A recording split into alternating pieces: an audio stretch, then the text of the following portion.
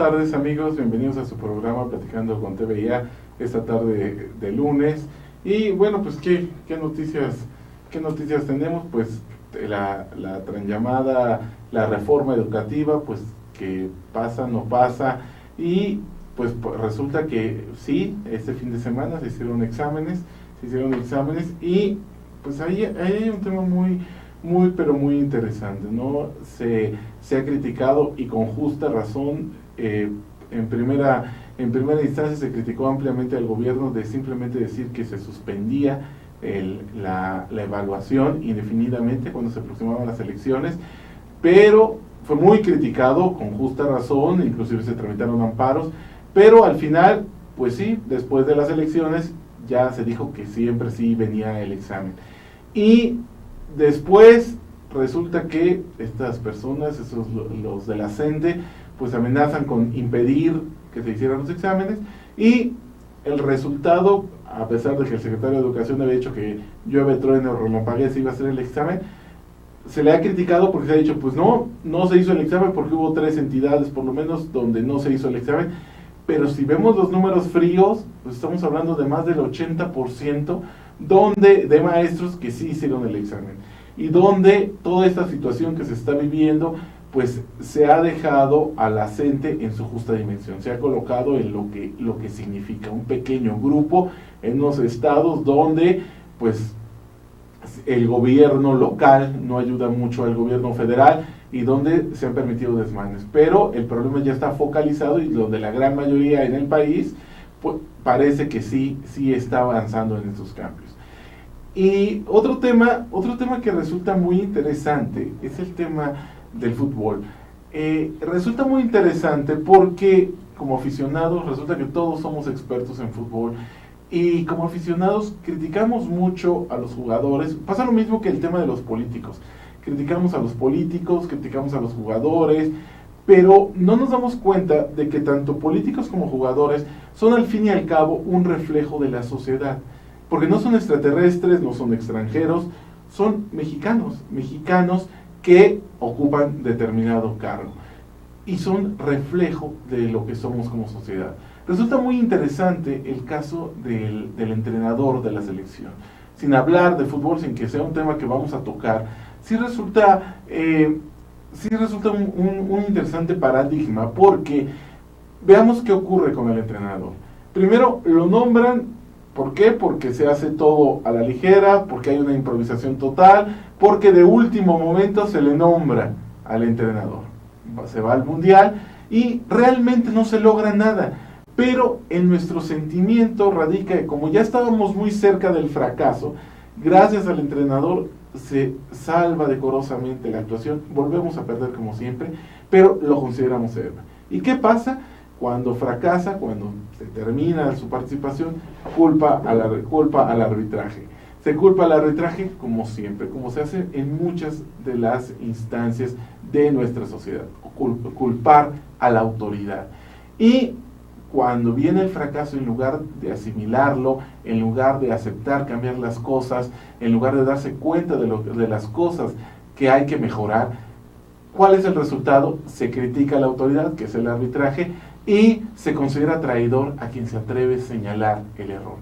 Eso, si se fijan, ese es nuestro problema como sociedad. En todos los ámbitos de nuestra vida profesional actuamos de esa manera, y el fútbol no es más que un reflejo de lo que vivimos como país.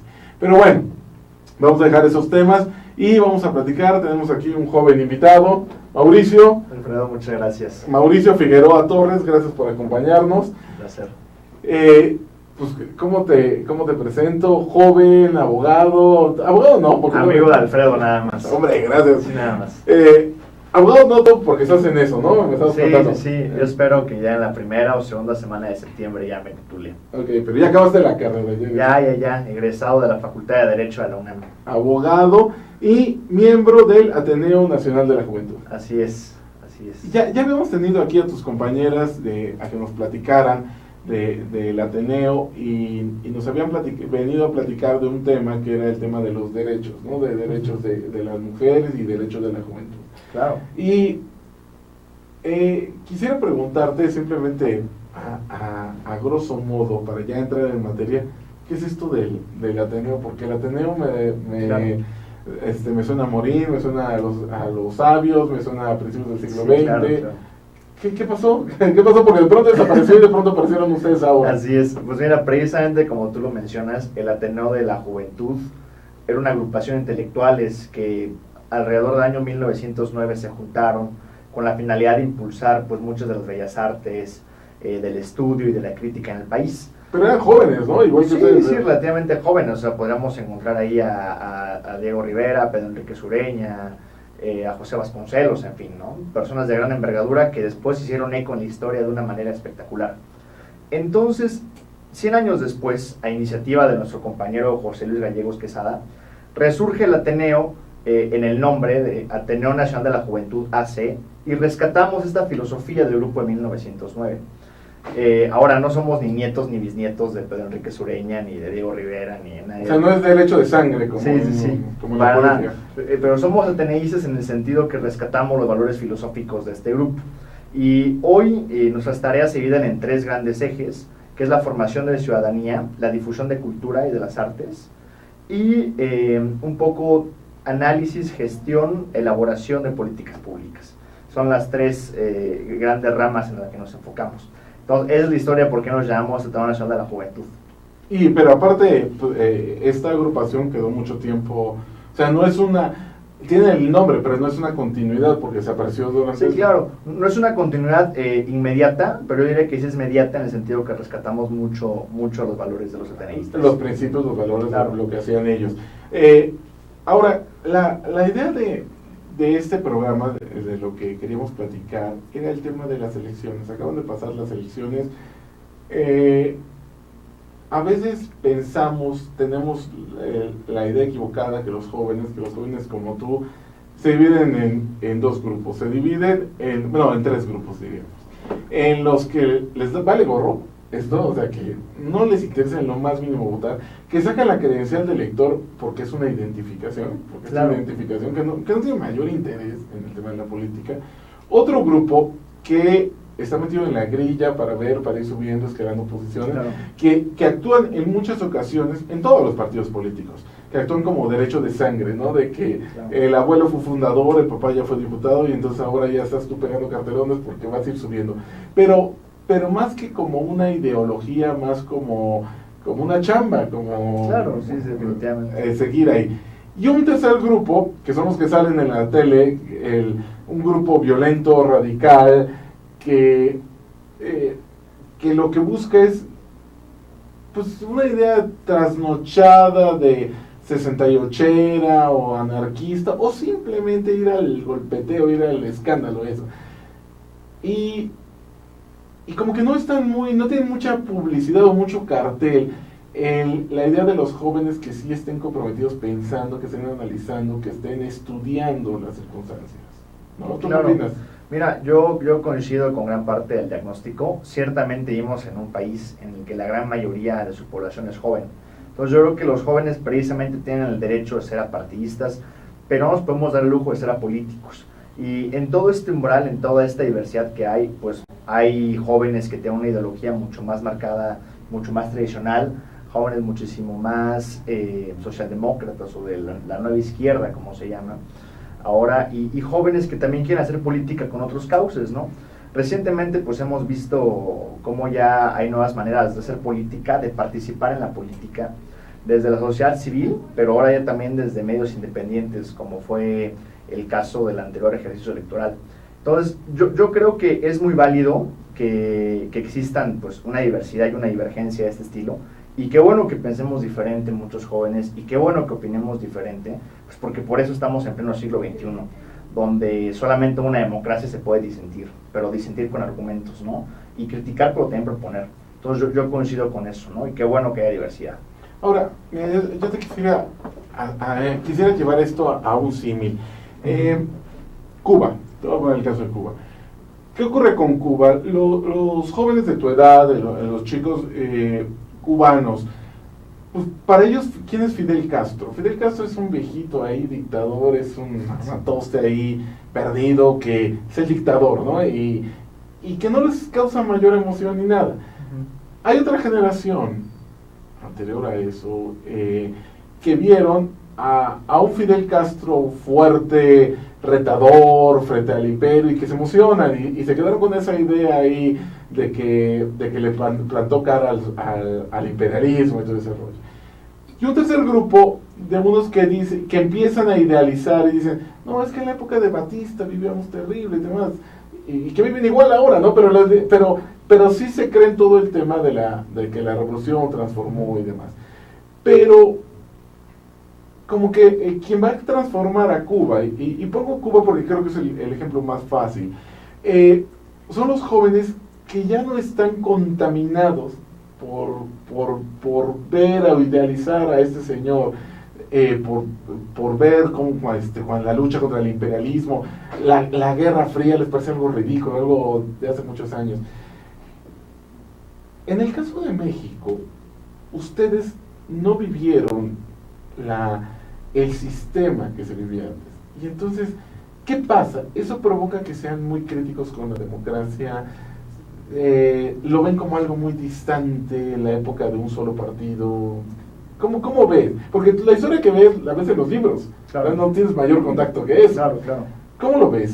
¿Sí es diferente tu visión a la de un mayor? Definitivamente cambia mucho la visión de la política desde un joven hoy en día a la que tiene una persona que vivió hace 30 o 40 años, ¿no? Es decir, tenemos muchas herramientas que han cambiado la lógica en la que se vive la política nacional. Tenemos ahora ya un Congreso con más fuerzas políticas que convergen en él. Tenemos ahora ya una alternancia que ha pasado por la historia política del país. Tenemos modelos de fiscalización ciudadana que no existían antes. Tenemos unas tecnologías de la información impresionantes a nuestro alcance que nos han demostrado como Twitter o como Facebook que no hay problema pequeño, que desde ahí uno puede opinar y tu voz puede hacer eco. Y al mismo tiempo los actos de tus gobernantes pues están al escrutinio público de una manera minuciosa, más minuciosa que nunca. Entonces yo creo que todo esto sí ha generado un panorama en virtud del cual los jóvenes hoy por hoy ya tienen más herramientas pues para retar, ¿no? lo que se les da, pues para indagar lo que tienen enfrente de ellos. Para bien, por supuesto, ¿no? Porque una crítica bien planteada, una crítica bien elaborada, con una propuesta de fondo, una crítica constructiva siempre va a ser bien recibida. E incluso aunque es una crítica pues meramente para ejercer tu derecho de libertad de expresión, también lo va a hacer. Entonces yo creo que eso es lo que hace diferente hoy la perspectiva de un joven hacia la política de cara a lo que se vivía hace 30, 40 años, ¿no? Todo este nuevo panorama, toda la modernidad en pleno siglo XXI. Ahora, tú como joven ves, por lo que lees en los libros de historia, por lo que te cuentan de cómo se vivía antes, ¿tú sí sientes una mejoría en el país, que el país ha evolucionado hay en muchos aspectos, pero el que nos interesa aquí, el tema de democracia, de cómo hemos crecido? Yo considero que definitivamente lo hemos hecho. La más grande prueba de ello pues es que como país, independientemente de nuestra tesitura política, debemos de vivir la alternancia, ya la hemos vivido, ¿no? Una alternancia de 2 años, algunos la han criticado mucho, otros han sido partidarios de ella, en fin, pero para la vida democrática un país es necesario, ¿no? También el partido en el gobierno, que fue el PRI durante mucho tiempo, pues ya se ha enfrentado también a congresos de la Unión, donde no es la primera fuerza política, que es algo impresionante que quizás si se decía esto hace 30, 40 años, pues nadie lo veía posible. Hoy por hoy pues ya es parte de nuestra realidad, de nuestra herencia, y es precisamente eso, es ahí donde yo considero que sí hemos avanzado muchísimo. Hoy por hoy ya tenemos reelección, ya tenemos candidaturas independientes, ya tenemos pues diversas maneras en que la sociedad civil puede participar activa, pero sobre todo proactivamente en la elaboración del gobierno. Entonces yo creo que sí hemos avanzado y no me atrevería a decir, independientemente de cuál sea mi postura política partidaria, no me atrevería a decir que hemos ido para atrás, siempre ha sido hacia adelante. Y sobre todo gracias a los ciudadanos, más que a los partidos políticos. Exacto, ahí está, o sea, porque siempre dicen, pues es que el PRI, que era el partido en el gobierno, pues no se abrió, sino fueron los ciudadanos los que lo provocaron. Pues sí, claro, porque no existe ningún partido en el mundo que tenga el poder y que diga, no, yo de voluntad propia lo voy a soltar, porque nacieron para eso, naces para intentar el poder. Así es. Y yo creo, no sé, en mi vida he estado en o sea, no fue ni jefe de grupo, ¿no? O sea, en mi vida he estado en algo de elección o de política, pero yo creo que el poder ha de ser fascinante. Es lo mismo que las drogas. Yo creo que las drogas deben ser muy buenas, porque si no, pues la gente no lo haría. Claro, tiene todas las demás consecuencias, pero se ha de disfrutar, porque si no, pues la gente no lo haría. Lo mismo del poder, pues todos quieren estar ahí, claro. O sea, porque si no, pues nadie se metería, ¿no? Y no tendrías a nadie que quisiera. Debe tener algo fascinante y debe ser algo que no es fácil renunciar al poder. No es por voluntad propia, es que te presionan para que cedas, ¿no? Absolutamente, tienes toda la razón, Alfredo. Es decir, los partidos políticos son creados y generados en sí, pues para buscar mecanismos de acceso al poder, ¿no? Sería muy lógico que se crearan partidos, pues para perder las elecciones, ¿no? En fin, entonces yo creo que es ahí donde el ciudadano tiene el mayor empoderamiento, ¿no? Cuando tú como ciudadano tienes ya una baraja, un abanico de posibilidades, como en este pasado proceso electoral, que eran 10 partidos, o sea, eran 10 partidos, eran sí. 10 opciones a analizar. Creo que es algo sin igual, ¿no? Y es ahí donde precisamente el ciudadano pues valora, se informa, critica, ¿no? Ve si su candidato subió su currículum, ¿no? Ve si su candidato hizo su declaración patrimonial, su declaración fiscal, su declaración de intereses y demás. Entonces yo creo que es ahí, insisto, donde los ciudadanos han hecho el cambio, ¿no? Yo creo que sí hay una mejoría en la política, pero esta mejoría en la política no se comprende sin el empoderamiento ciudadano que hemos tenido. Y ahora, ¿qué pasa? ¿Por qué? ¿Qué ha fomentado eso? De que el ciudadano crezca. Vivíamos... A ver, ¿qué pasaba? Vinimos de una época cruenta, bueno, todo el siglo XIX lo perdimos, matándonos entre nosotros, hasta que llega Porfirio Díaz, y con muchos aciertos, con muchos errores, pero la gente simpatiza con el gobierno de Porfirio Díaz porque dice, hay tranquilidad, hay paz, ¿no? Por lo menos puedo vivir, puedo trabajar. Claro.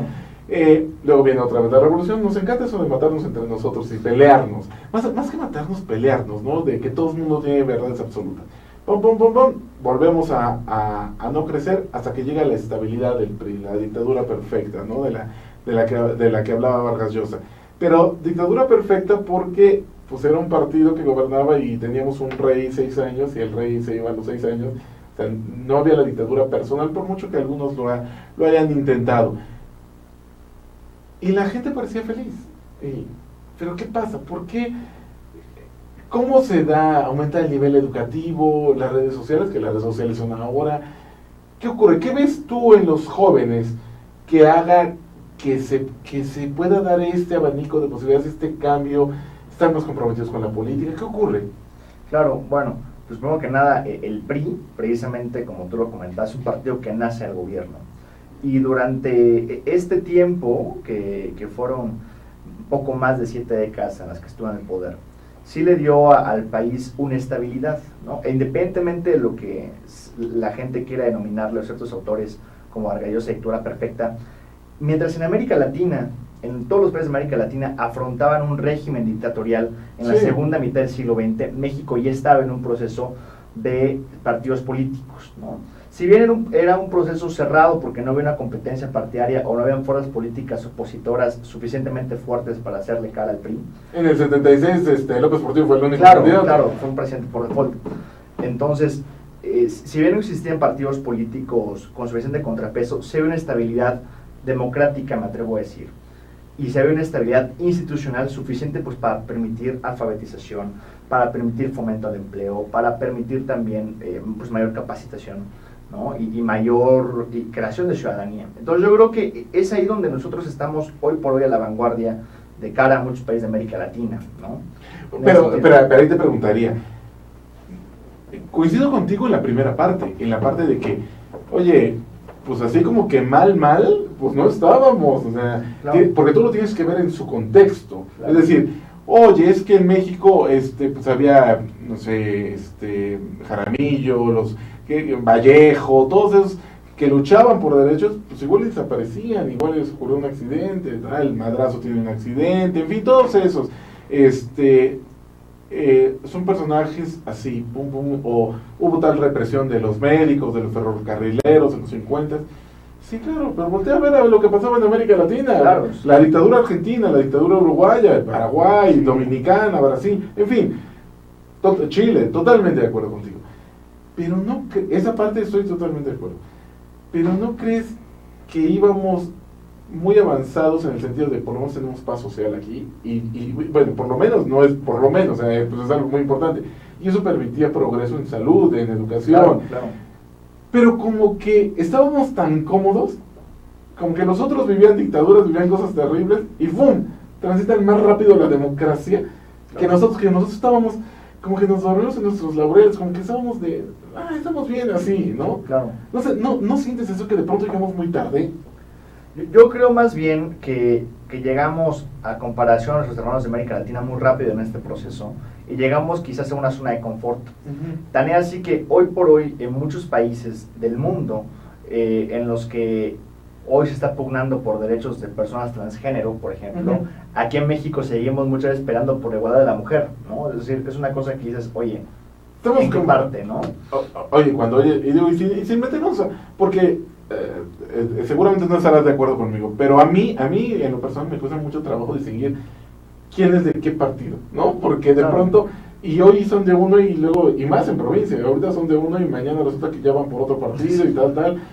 Tengo ahí un delegado electo que creo que pasó por 5 o 6 partidos, entonces es muy difícil. Pero cuando hoy es un político del norte, y podría ser de cualquier latitud, pero del norte, decir de que por eso a las mujeres les pasa lo que les pasa y de que deberían estar en su casa, bueno.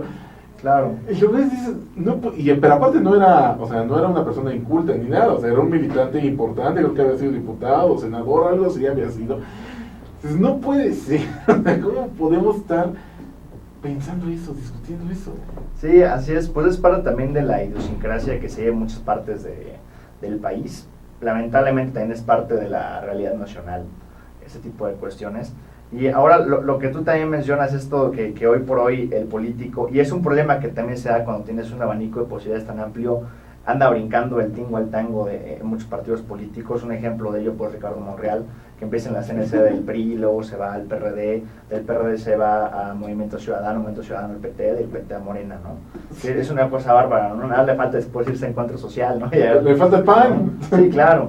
Bueno, pues, pero te voy a decir, Demetrio Sodi también pasó por... y el Demetrio Sodi sí estuvo en el mal. Sí, claro.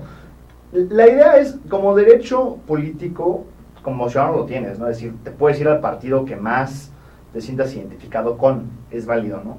El problema pues cuando ya lo empiezas a ocupar pues como un comodín a tu beneficio, ¿no? No me la dieron, pues entonces sí me van a dar la candidatura en otro partido, ¿no? Y yo creo que eso es algo que lamentablemente sucede ya mucho, sobre todo a nivel local en nuestro país, y sí pierde un poco con el principio de la disciplina y formación partidaria, ¿no? Como se en otros países. Que tu partido no es nada más tu trampolín, sino es también tu escuela, ¿no? Donde vas aprendiendo, te vas forjando, ¿no? No lo ocupas nada más para ir de saltamontes en uno a otro, ¿no? Exacto, o sea, son chambistas. Claro, sí. ¿Cuándo verías a alguien en Estados Unidos que el Partido Demócrata se pasa a republicano? Pues por supuesto que no. Y ahí de España. Sí, claro, ¿no? Sí, del Partido Popular al Partido Socialista, ¿no? Es imposible. Y el electorado ahí premia, castiga más eso, ¿no? Dices, oye, ¿cómo crees, no?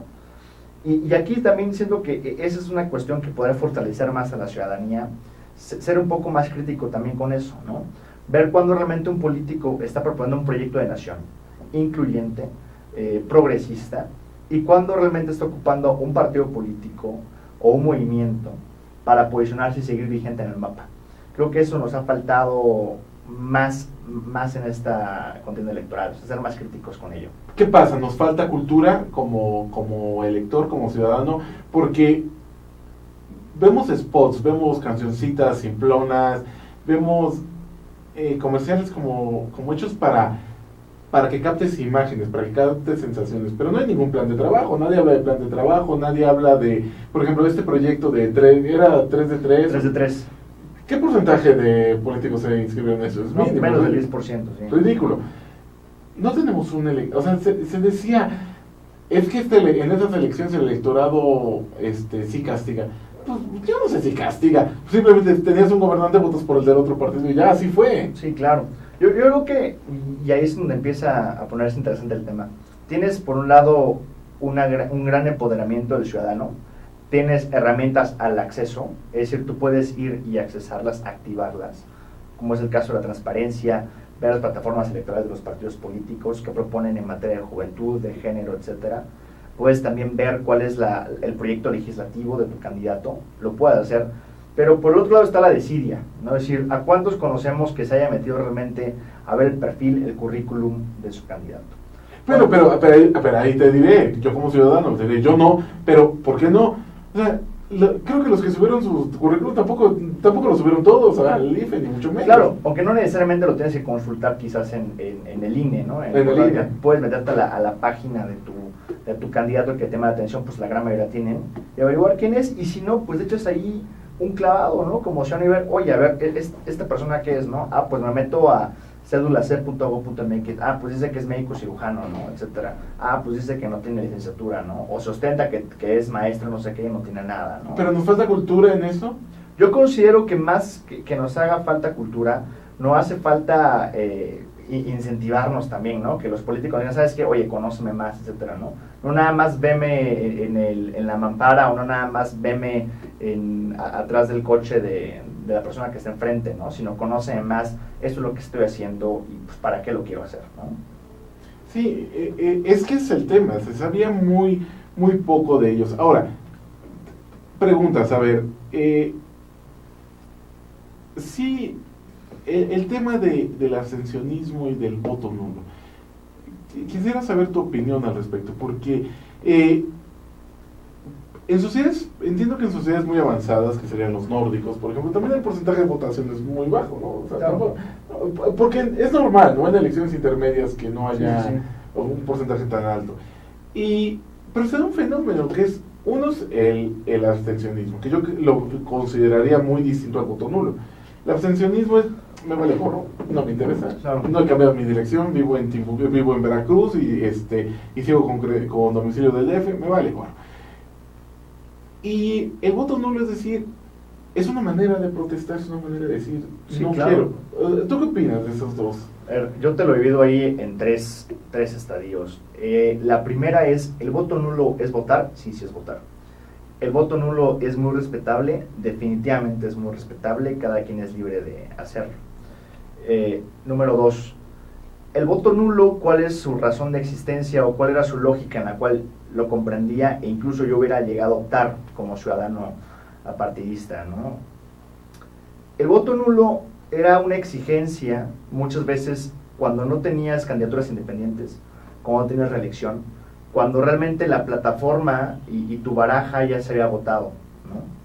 Ahora, hoy por hoy, y paso al tercer punto, que ya tenemos pues un sistema político tan complejo, y me atrevo a decir tan avanzado, por lo menos en un marco legal, en el que ya puedes contender independientemente, en el que hay reelección, en el que ya hay más partidos políticos y demás, considero que el voto nulo no viene a abonar la democracia, o no por lo menos con la fuerza que muchas personas dicen que viene a tenerlo. Hace poco leí una entrevista que le hicieron a José Goldenberg, presidente que fue una discusión muy interesante del doctor IFE, donde decía, sí, hombre, es muy respetable, pero el voto nulo es una protesta nula, ¿no? Entonces yo creo que la idea va más hacia el voto de castigo, es decir, ok, si yo vivo en la delegación Coyoacán y no me gustó mi delegado en lo absoluto, pues voy a ver quién es la segunda opción, ¿no? La opción que no le hemos dado la oportunidad de gobernar, y por ese voto.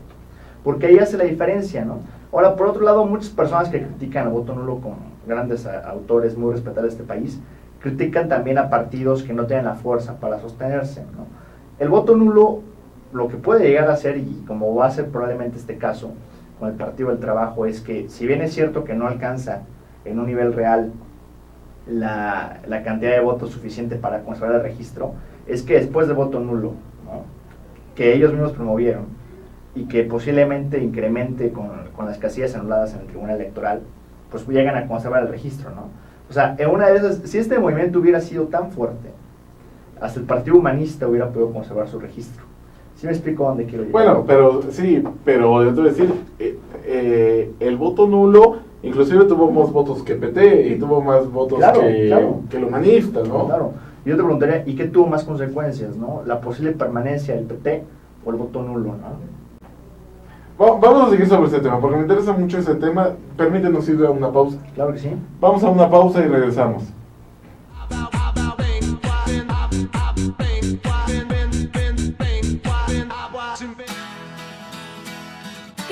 propio negocio. Haz realidad tu proyecto. Comparte ideas para ganar dinero. Impulsa y entrena tu talento.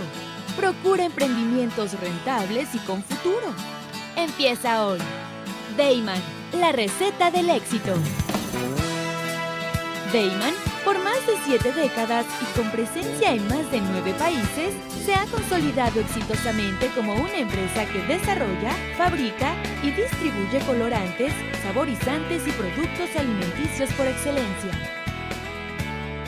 Nuestros productos abastecen a una amplia industria dedicada al manejo de alimentos micro, pequeña y de media a grande escala, ya que estos cumplen con altos estándares de calidad a nivel nacional e internacional y están elaborados para satisfacer las necesidades del mercado y gustos de nuestros consumidores.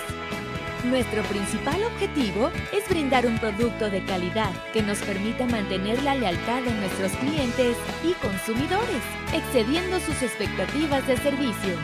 En Dayman desarrollamos la creatividad e impulsamos al máximo nuevos negocios. Dayman, proveedores de color y sabor por excelencia. Con Trujillo Betanzos y Asociados, tus proyectos están en buenas manos. Trujillo Betanzos y Asociados te ofrece servicios de fe pública en materia mercantil, asesoría legal, contable, fiscal y de negocios, litigio civil y mercantil, evaluación y asesoría financiera y área académica. Porque nuestros clientes son nuestros mejores amigos.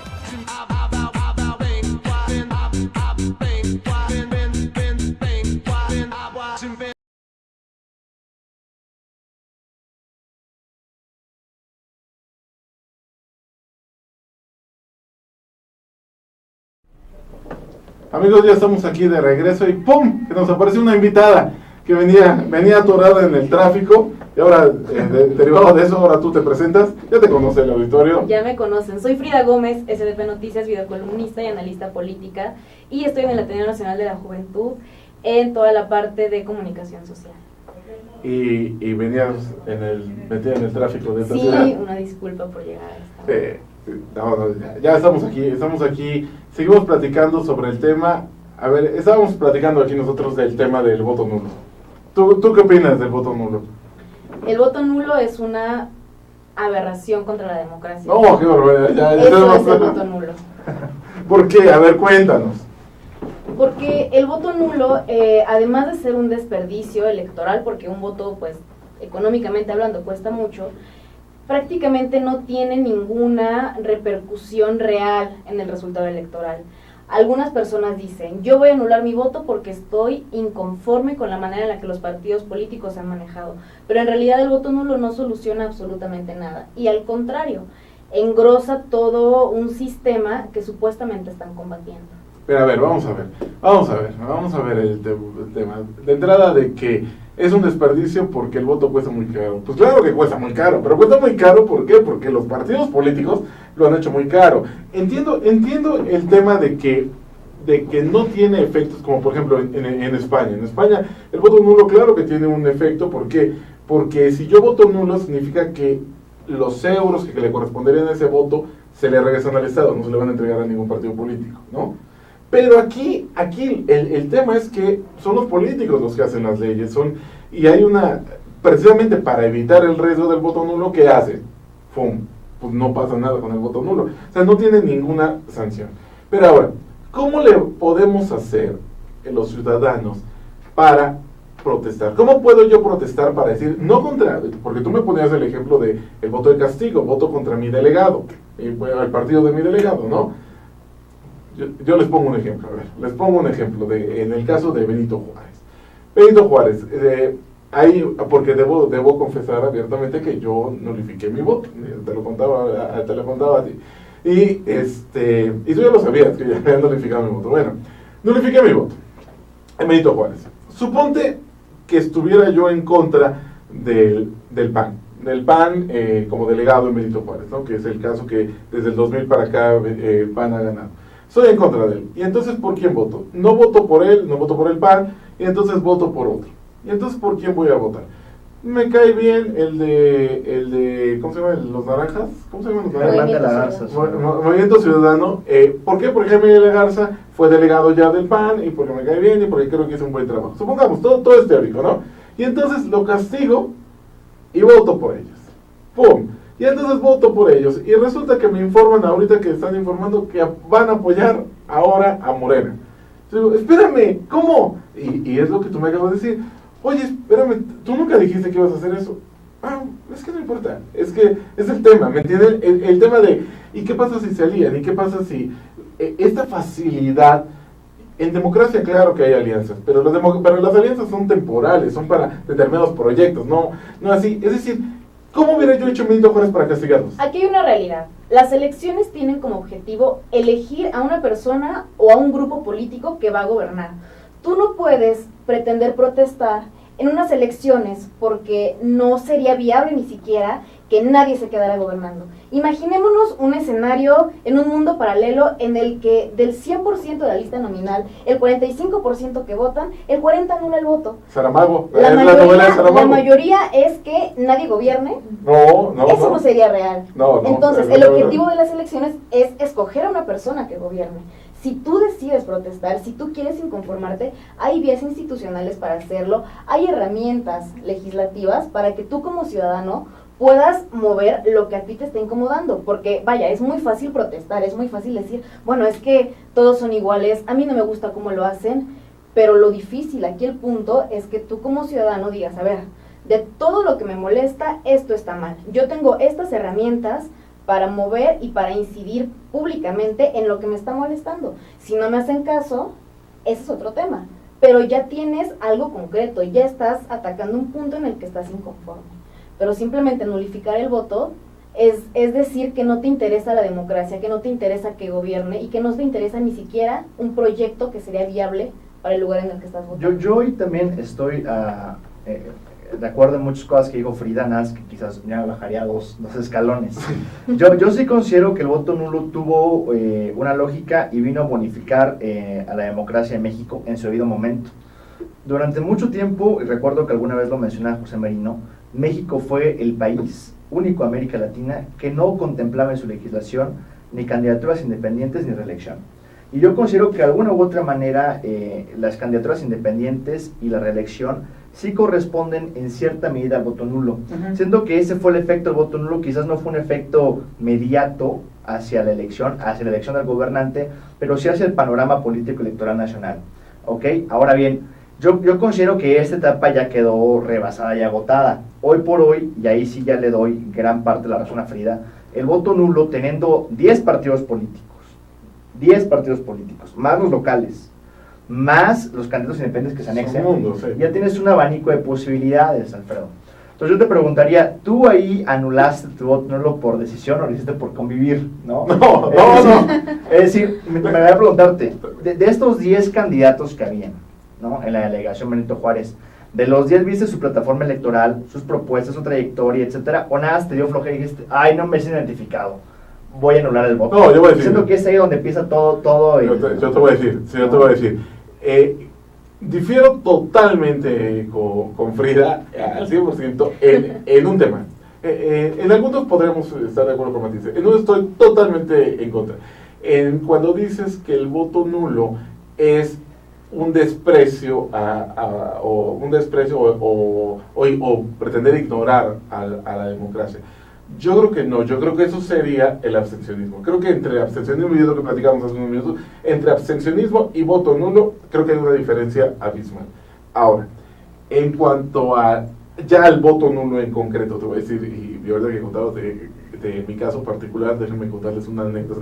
Fue muy divertido porque me acompaña mi hijo a votar. Entonces mi hijo tiene 10 años y me acompaña a votar, y bueno, pues hace años siempre me acompaña, ¿no? Me acompañó a la elección presidencial y le expliqué mis razones por las que voté por el candidato presidencial que voté en su momento, bueno, por la candidata presidencial por la que voté en su momento. Y entonces, y ahora cuando anuló mi voto, me dice, y le digo, voy a anular mi voto, y me dice, ¿y cómo es eso? Que le digo, vamos a tacharlo así. Entonces ya le enseño cómo tacho, y se sorprende y me dice, ¿y no te regañan? de hacer eso. Digo, no es tu derecho, es decir que estás en contra. Y tienes razón en esto. No hice la investigación de checar el currículum de cada candidato, ver su trayectoria. No. ¿Por qué? Porque el bombardeo, estoy pagando de mis impuestos para que durante una etapa los partidos me informen. Y lo único que ellos me informaron en cuanto a sus plataformas, en cuanto a sus candidatos, fueron jingles muy tontos, fueron ataques entre uno y otro.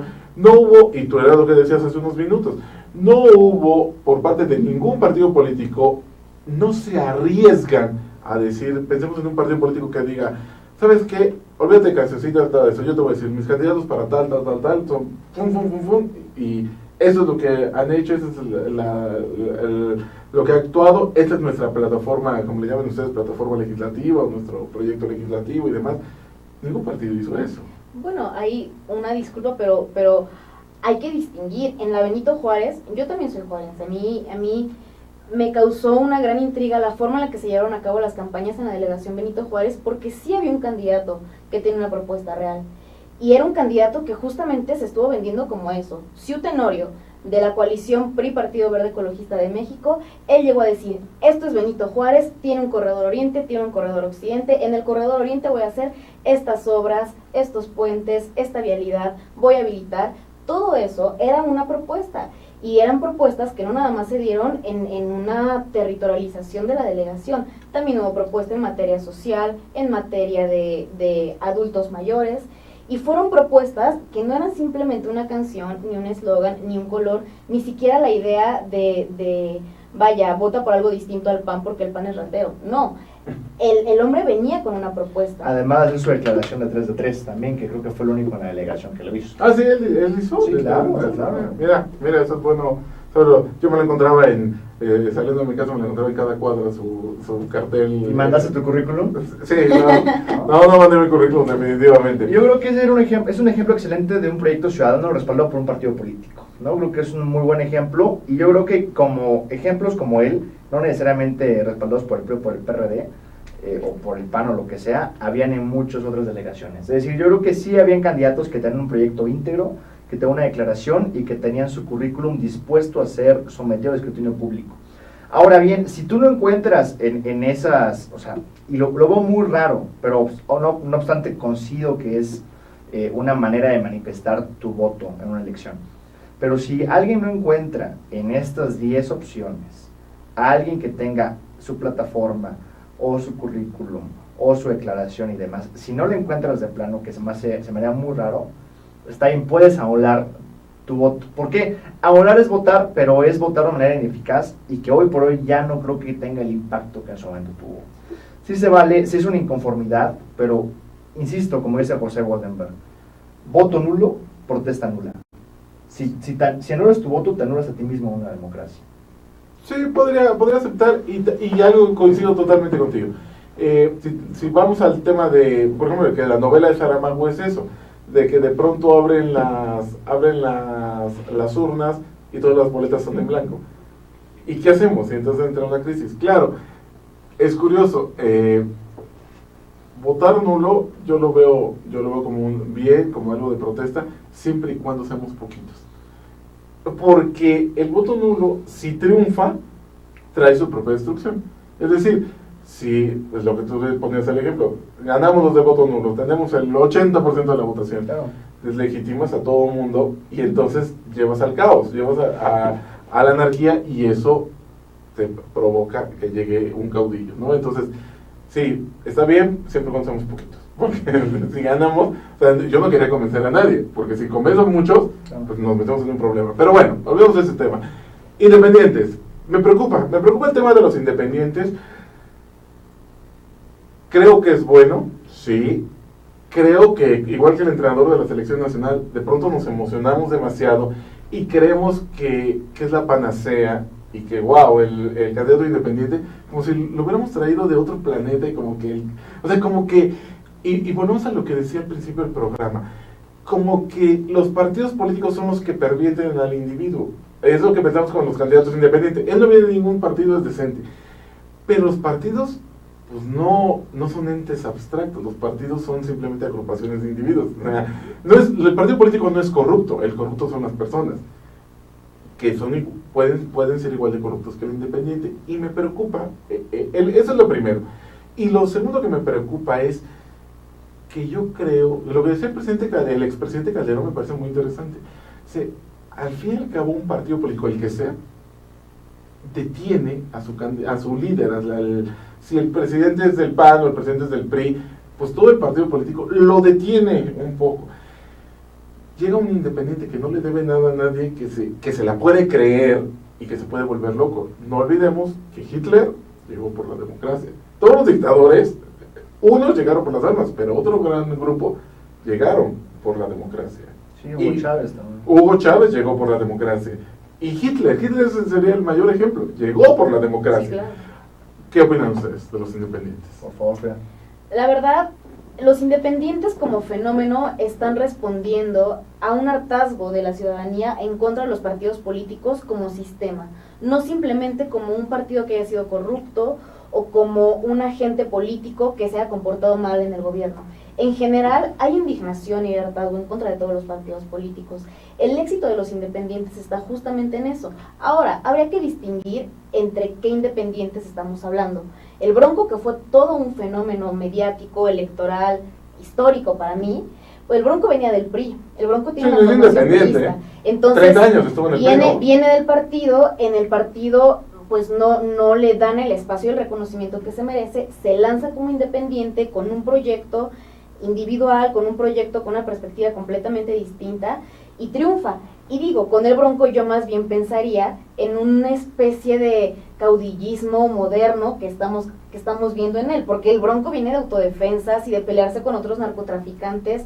Vaya, con la unos narcotraficantes, pelearse con narcotraficantes. Del Bronco es que responde a un fenómeno de hartazgo social por los partidos políticos en general. Ahora, el problema de los candidatos independientes al momento de gobernar, como en el caso del Bronco, va a ser la manera en la que construyes acuerdos sin tener todo un grupo político de partido que te esté respaldando, la forma en la que vas justamente a hablar con todos los partidos políticos a los que desafiaste para poder gobernar. Porque en el Congreso tiene 0. Exactamente, porque pues va independiente. Porque lo que decías hace rato de cuando el PRI de pronto ya no tienes mayoría en el Congreso. No, aquí no es que no tengas mayoría, aquí no tienes uno. Claro. Ahora, yo ahí considero, pues, ciertas cuestiones muy importantes. Una de ellas ya lo tocó Frida. La candidatura independiente es una respuesta al hartazgo, a este agotamiento que siente ya la ciudadanía de no identificarse con un partido político. Ok, ahí estoy completamente de acuerdo. ¿Cuáles son los problemas que yo veo en una candidatura independiente? No obstante que lo considero un triunfo de la democracia. Los deberes analizar es, uno, ¿qué tan independientes son los candidatos independientes? Uno. Y dos, llegando al Congreso, ¿cuál va a ser tu lógica de trabajo? Es decir, hombre, si tú estás a favor, por ejemplo, de alguna iniciativa que es apoyada mayoritariamente por el partido A, y tu discurso fue, estoy harto del partido A, hombre, pues quedas como incongruente ante la sociedad, ¿no? O después, el B, el C y el D apoyan una propuesta y tú también criticaste a B, C y D, ¿no? Oye, pues yo vi el candidato independiente que no es tan independiente al mero momento. Y yo creo que la tercera es muy importante también. Las fuentes de financiamiento, pese a que la reforma político-electoral ya es muy minuciosa al respecto, sí me pone mucho que pensar. Es decir, suena fácil, pero no es nada fácil ser un candidato independiente hoy en día. Creas una C que recibe financiamiento, opera, la estructura, cómo pagas también la estructura y todo esto, ¿no? Hay casos como Pedro Kumamoto que lo ha transparentado, que eran 18,000 pesos en pre-campaña, ya en campaña fue una cantidad un poco mayor. Pero él fue diputado, ¿no? Diputado local. Esto fue para diputado local. Ahora imagínate, alguien que va quizás a una presidencia municipal de alguna capital de importante, estado, ¿no? Sí, exacto. ¿A qué acuerdos tienes que llegar? ¿Con quiénes tienes que llegar? ¿Y a qué te vas a comprometer también? ¿No? Es decir, hombre, yo te apoyo, pero fíjate que me apoyó el grupo Sentido del partido en el gobierno, que no era una candidatura para que yo le dé la Secretaría General de Gobierno, para que le dé Dirección General de no sé qué. Entonces, el gobierno acaba siendo también independiente, ya no el candidato, sino el gobierno mismo. Claro, es muy difícil. Y decía Jorge Castañeda en una columna de Milenio, decía que el Bronco tenía un gran problema, dice, porque no debe emocionarse pensando que votaron por él nada más porque te queremos a ti, porque tú eres el modelo de decir. Muchos votaron por él porque quieren sangre. ¿Y qué quieren sangre? Quieren que vayas por el anterior gobernador, por Medina, y votaron por él porque él garantizaba ir por Medina. Entonces, y vas a la cacería de brujas, ya te lanzas sobre todo contra Medina. O sea, no es tan fácil, no es tan fácil irte porque Medina, o sea, porque el PRI pues, tiene un poder muy fuerte. Y estamos hablando de eso, de estos partidos, porque es el caso de Nuevo León. O sea, es un grupo fuerte, es un partido, todo tu capital político lo vas a emplear en ir tras el gobernador, y los problemas que tiene Nuevo León, el problema de la deuda, el problema de solventarlo, vas a ver eso. Pero si no vas en la cacería de brujas, inmediatamente tus electores van a decir, ya lo compraron, ya está arreglado. ¿Qué es lo que estás diciendo? O sea, tuviste que prometer muchas cosas para llegar, y tuviste que prometer al electorado, pero aparte, atrás, sí, claro, pues prometerle a muchos y prometer a muchos también, ¿no? Es decir, o sea, comprometerte más, ¿no? Es algo que sí vale la pena analizarlo muy a fondo, y también no hay que cantar victoria, es decir, no hay que decir un eureka a voz alta, es decir, sí está muy bien que hayan ganado independientes, abona la democracia, pero hay que ver cómo hacer el ejercicio de estos independientes, ¿no? A lo mejor en Nuevo León quedan, o sea, no sé, espantados de ver cómo fue este ejercicio. A lo mejor se llega a un nivel de desgobierno nunca antes visto, o por el contrario, ¿no? A lo mejor también viene a darle la prosperidad y tranquilidad que necesita algún estado como estos, ¿no? Pero están de acuerdo que si falla él, va a ser más difícil para el próximo candidato independiente. Sí, claro. Sí, pero como todo, hay un fenómeno de efervescencia por los independientes. Es una figura que es nueva. Eventualmente no podemos comparar la forma en la que se gobierna desde una perspectiva, para empezar, desde el Ejecutivo, porque, vaya, un diputado independiente sí está bien, representa un sector. La realidad es que al momento de la toma de decisiones ganan las mayorías, y eventualmente sí un voto hace la diferencia, pero también las bancadas se van organizando, y un solo diputado es muy difícil que haga la diferencia cuando hay otros acuerdos. Y para el caso del Ejecutivo, ese efecto de efervescencia que en este momento tiene, o sea, el Bronco eventualmente se va a enfrentar a problemas que independientemente le van a costar trabajo, y se va a ir desinflando. No creo que vaya a ser un ejercicio tan fácil ni tan exitoso, pero sí innovador, y sí como una respuesta a un descontento social que ya es muy grande. Ahora, otra pregunta, a ver, y me viene del tema de las elecciones, que fue muy ilustrativo, el fenómeno Cuauhtémoc Blanco. Yo ponía en redes sociales, Cuauhtémoc Blanco ya descubrió por qué no se puede confiar en los políticos. Los del partido político le dijeron, métete, y él seguramente dijo, oiga, pero no puedo ganar, ¿verdad? No te preocupes, no vas a ganar. ¿En serio no gano? No, y no se puede confiar en los políticos. De la noche a la mañana ganó. Yo creo dos cosas. La primera, pues en una democracia tú eliges a tu gobernante como quieras y cuando quieras y quien sea. Muy válido, muy respetable. Yo quizás no hubiera votado por Cuauhtémoc Blanco en esa demarcación. Si alguien lo hubiera hecho, pues hombre, adelante, muy respetado. Pero lo interesante es todo el abanico que está detrás de esto, con Cuauhtémoc Blanco. El partido se llama Partido Socialdemócrata, si no me equivoco, ¿no? Que está ahí en Morelos. Ok, la gente que votó por Cuauhtémoc Blanco, de paso también votó por su diputado local, por el mismo partido. Y la planilla de regidores que estaban ahí, que eran unas personas... seguiste, es decir, por todo el equipo. Dieron con la gallina de los huevos de oro en ese municipio. Por y que nadie creyó. ¿Usted es analista? No, nadie apostó. Entonces sí, claro, era como decir si iba a ganar el Pato Zambrano en Monterrey. O sea, hombre, no. Aunque ojo, que también el PT le fue re bien allá. O sea, pasaron a ser tercera fuerza, ¿no? Una cosa impresionante.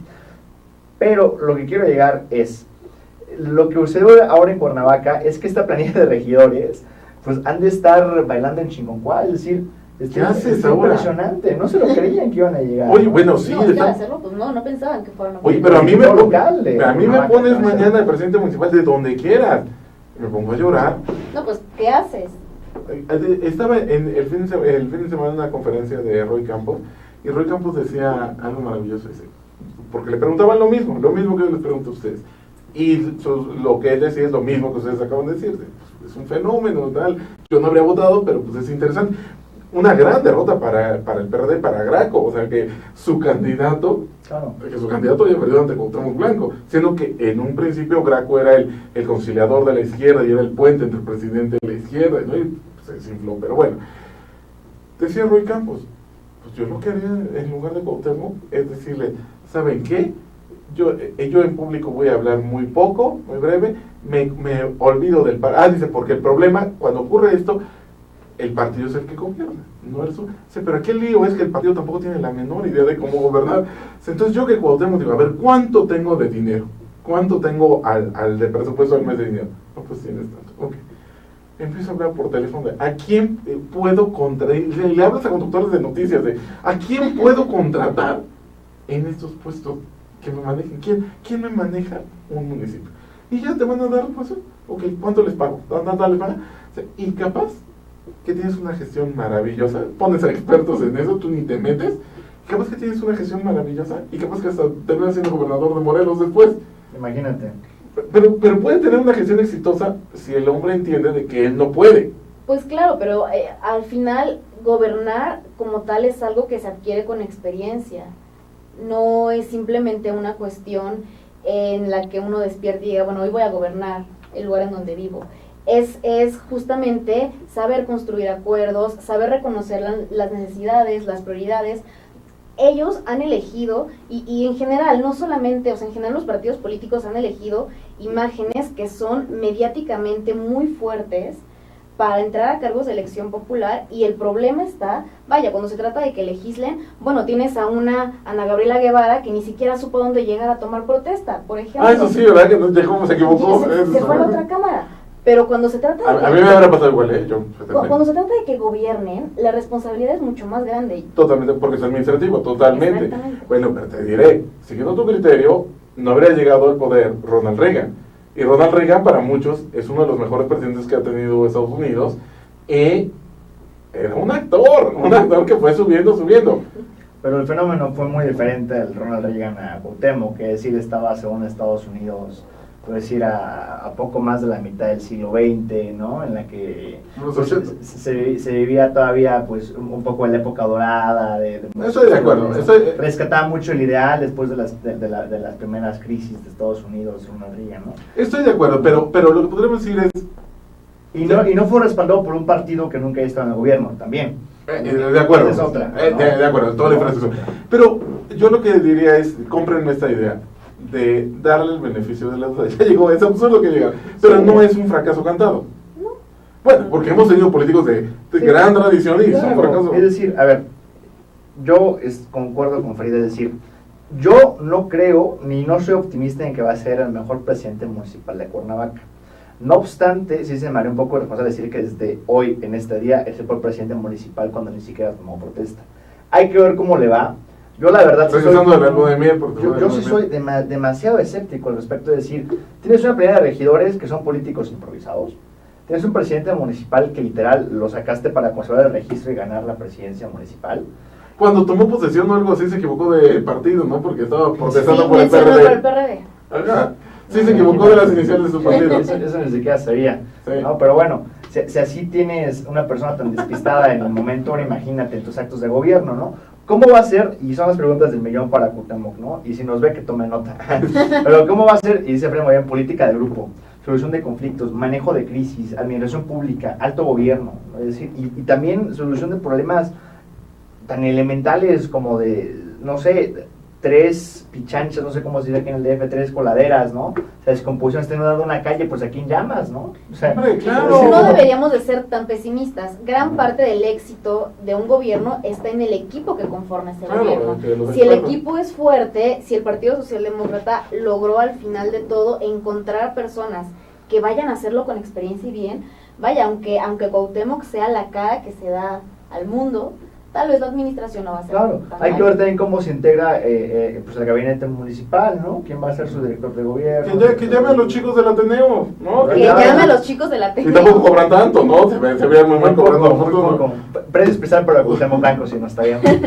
Bueno, niños, pues nos tenemos que ir. La verdad, un deleite charlar con ustedes. La verdad es muy interesante ver cómo personas de su edad ven la política. Me parece muy bueno. La verdad quedé muy satisfecho, gratificante la conversación con ustedes, y pues les deseo todo el éxito del mundo en el Ateneo. Pues qué te digo, Muchísimas gracias. ¿no? Fue un placer estar aquí contigo y con tu auditorio. Mil gracias. Es un Gracias a gusto. ti, señora. Síganos en nuestras cuentas, en Twitter estamos como Atnaju, en Facebook Ateneo Nacional de la Juventud.